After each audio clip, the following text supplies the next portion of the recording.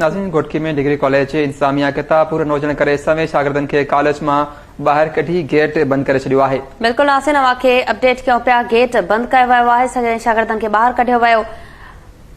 इंतजामिया 11 ऐं 12 क्लास जे सवें शागिर्दनि खे किताब पूरा न हुजण जो जवाब ॼाणाए कॉलेज मां कढी छॾियो आहे। ग़रीब शागिर्द परेशानीअ वारी सूरत हाल में केतिरनि ई कलाकनि खां कॉलेज जे मेन गेट अॻियां बीठल आहिनि।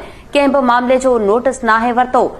बिल्कुलु नासिन, घोटकी में डिग्री कॉलेज इंतजामिया किताब पूरा न हुजण करे सवें शागिर्दनि खे कॉलेज मां ॿाहिरि कढी गेट बंदि करे छॾियो आहे।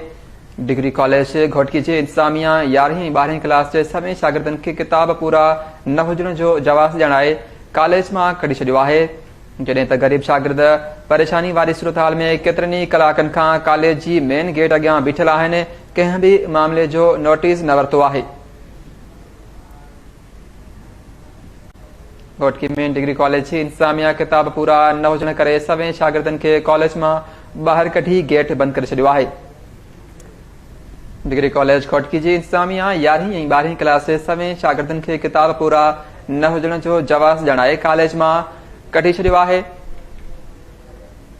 ग़रीब शागिर्द परेशानी वारी सूरत हाल में केतिरनि ई कलाकनि खां कॉलेज जी मेन गेट अॻियां बीठल आहिनि।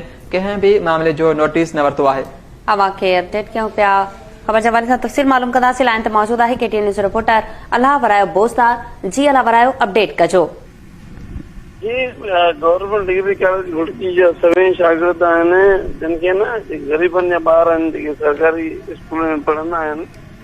उनखां ग़रीब फीयूं वठण लाइ उनखे फॉर्म न पिया भरिया पिया आहिनि। उन करे उन्हनि एहतिजाज कयो आहे। हालांकि पंहिंजे जेको तालीम जो वज़ीर आहे उन्हनि जो चवणु आहे त ॿार पढ़नि सरकारी स्कूल में, उनजे बावजूदि ग़रीब ॿारनि खे ॿाहिरि पेर वियो आहे। ऐं इंतिहाई माहौल जेको आहे ॾिसो था, फुटेजिस ॾिसो छा ॿार थी कया आहिनि।